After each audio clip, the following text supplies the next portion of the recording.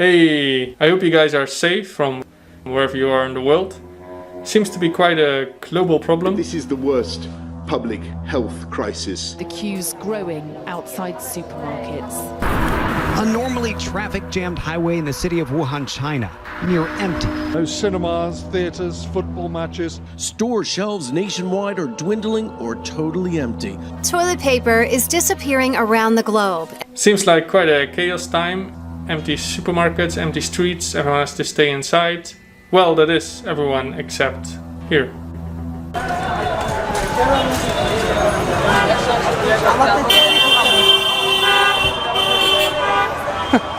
It looks like no one gives a fuck.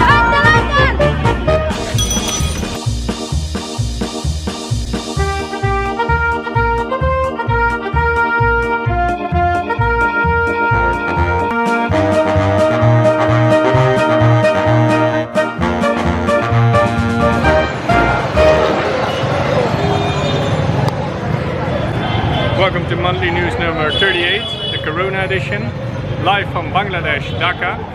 And it's busy here, but one thing what they actually do have, although it's very busy, is, that's right, toilet paper.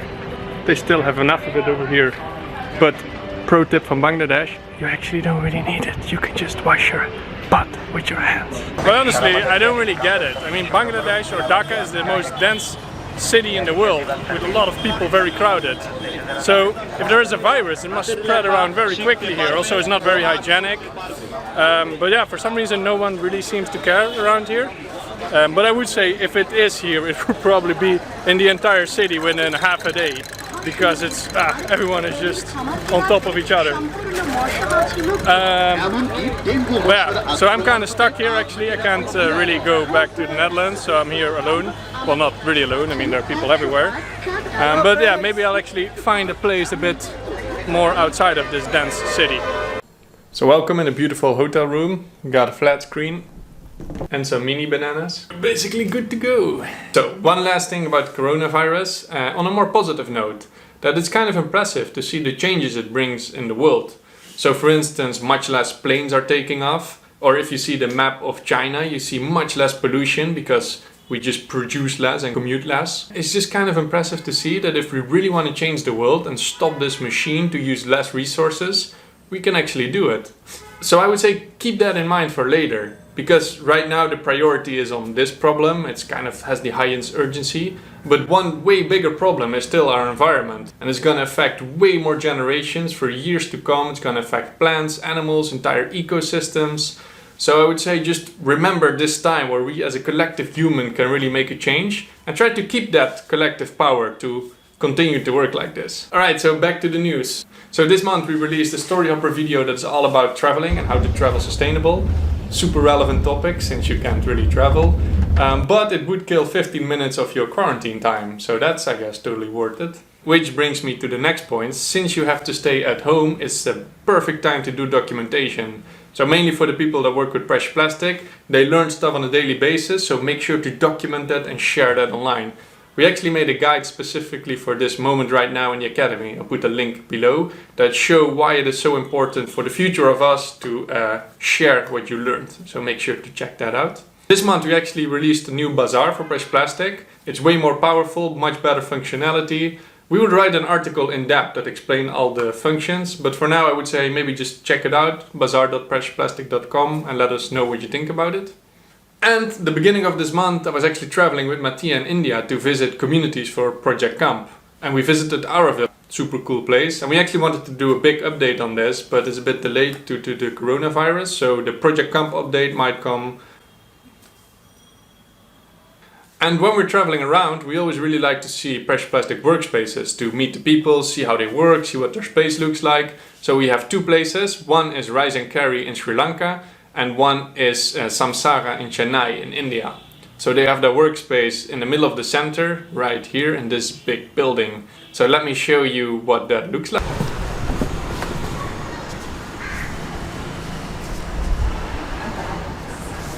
Hello Dave. Hey Pat. It's nice having you here in Chennai. Yeah, good to see your space. Yeah. I'll come and take you around, show Cool. you our workspace. So you guys are Samsara? Yes, we are Samsara, the recycle company. My name is Pradyumna. We're from Chennai, India. It was founded by me and my partner Mridula. We were architects and designers, and we wanted to work with materials that would, deemed waste. So that's when we found precious plastic, and the journey has just been amazing, I would say. All right. So show us the space. Yes. So ours is a mixed workspace. So we have the shredder, the extrusion, the compression, and the injection. So I'll just take you through a little bit of the extrusion to do. So we have the V3 extrusion here. We just added this, a little bit of tweak, so that we could see the materials from anywhere. And then we have experimented a lot with beams in the recent times. So as here you can see, a hand beaten mold to get a circular tapered beam. We like to slightly complicate and experiment a little. And making custom sizes of molds. So just basically using sheet metal and bending sheets. So you can see. And the same concept, we took inspiration from Tim, and we made these angled tapered beams as well. So I'll have Kajol explain a little bit about the color tests that we kind of do in-house. Hello. So we do a lot of color samples here for our furnitures, and we just take them for our documentation here. So we have done a lot of greens. So if you notice, I've just noted down what color ratio it is. So how much of light green and how much of yellow I've added to get this particular shade of green. So that's how we do for all our colors. So we have a green palette here. We have a bluish green palette here. We have our blues, a lot of blue shades. And then we have done grays here. Yeah. All right. Nice. So while all of these were the wonderful parts, we also broke an extrusion screw. Luckily, we found a local person to make this manually for us. So this one is made locally? Yeah. So we found a vendor close by who makes, who repairs extrusion screws, and he was kind enough to do one for us. Cool. So, and besides extruding, you also work with the sheet press a lot, right? Yeah, so we took a lot of inspiration from the V4 sheet press. We're fortunate enough to be a part of the V4 team and help out. So we started now recently working a lot with making sheets. We have been also working with the waste that we have, studio waste. Mainly from the extrusion, while we are changing colors, making products, and the failed products as well. It works well. Able to use much larger chunks of material into this, the pieces that would usually not be able to shred with our shredder. Something we've been experimenting is also to try to bend HTP sheets. A lot of sheets. Indeed. So what do you make with the sheets? So with the sheets, we make smaller products by CNC cutting them. The reason we use a CNC cutter is these are slightly more complex to do via hand, so it has much more accurate cuts. So we give this back to our material supplier, and he shreds this out and gives it to us as raw material. Again, that goes back into making sheets. All right. And you also have a nice way of stamping products, right? Yeah. So we used to stamp it with by traditionally heating the plastic and then pressing it. But this took almost 30 seconds to melt the plastic and then stamp it. So it was quite time consuming for a lot of products. So we got a arbor press, and we got a mold done, a brass mold, so that we could fast track this process as well. So here, let me just take a small piece.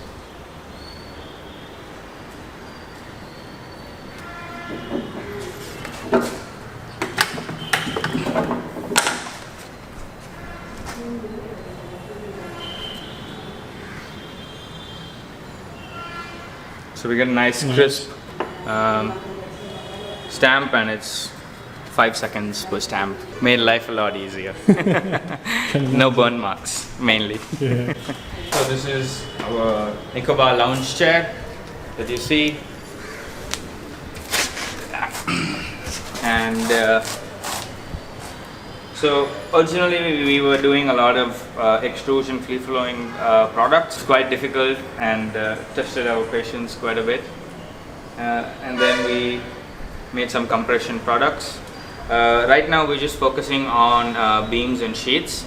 So we make beams and make some furniture, other legs for the furniture, and sheets for the top, and as you can see, some prototypes here. We also make smaller products like this tray, some coasters, all that are CNC cut. A lot. Yeah, we have all stored them up for the bazaar. You can find us on the bazaar. Looking forward to be able to recycle a lot more plastic. So everyone that buys a coaster supports you to continue Yes. your work, right? Definitely Just does. making sure people get that. So this is the moment you're talking to the YouTube community out there.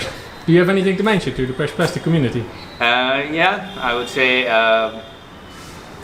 it's been lovely being part of this community, learning together, exploring possibilities with designing of these products, and just learning a lot when it comes to this.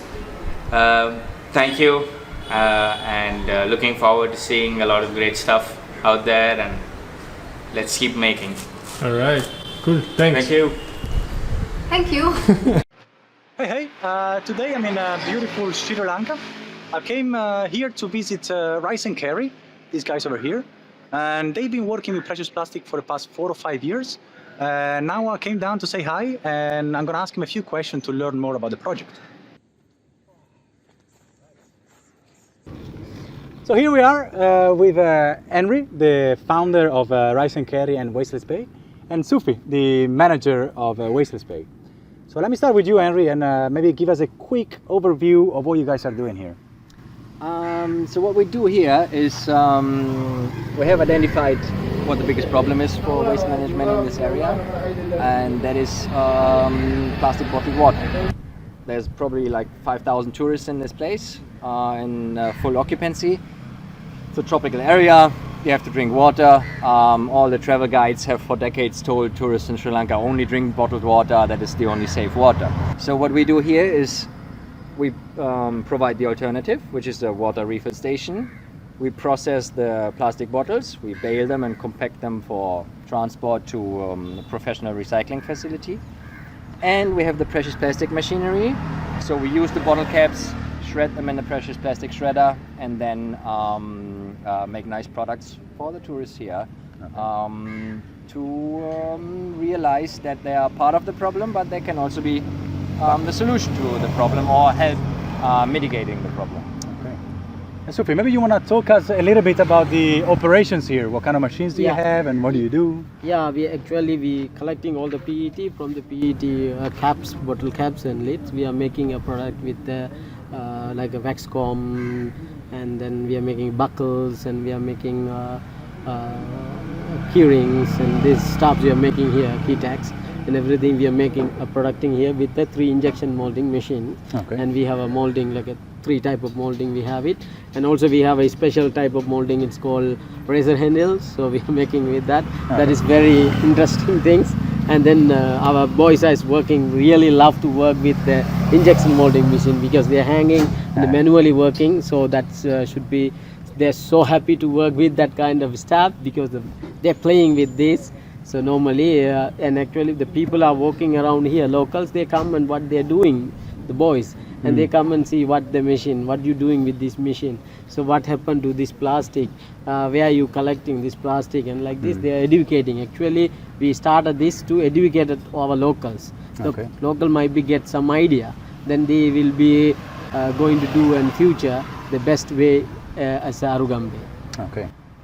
And I am very curious about to know more about your collection, because you have this very beautiful tuk-tuk, and I want to know you were telling me that you have up to 60 bins in different hotels and restaurants. So Yeah. tell me a bit more about this part. So everybody loves the vehicle because it looks super fun. There's our cartoons are drawn on it and all that. Our driver's not very happy with it because it's very slow, but everybody else loves it. So it's like a three-wheeler. There's a big cage on the back. So because like the problem is the volume of PET waste. So it's quite a big cage. And then we distributed like big bins to over 60 hotels here. Some places also have their own collection barrels or bins. And then in high season, we can stop every day at every bin and empty it all the time. Off season, we wait for the call and then we go and pick up the PET. And then here, we just remove the bottle caps, perfectly clean because most of them are water bottles, so no glue or no other chemicals involved. So it's relatively safe to identify everything. So that works really well. And you were saying you're collecting about a ton a month, more or less. Yeah, pretty much. We started 15 months ago. So our collection is growing, and in these 15 months we did 11 tons. 2019 was not a good year for tourism in Sri Lanka, so not many people came here. But it's no problem to get like 1 ton of PET per month. I think we should more aim to like more than 3 tons a month just collection. Still impressive. It's definitely there. Still impressive. It's definitely out Yes. there. Yeah.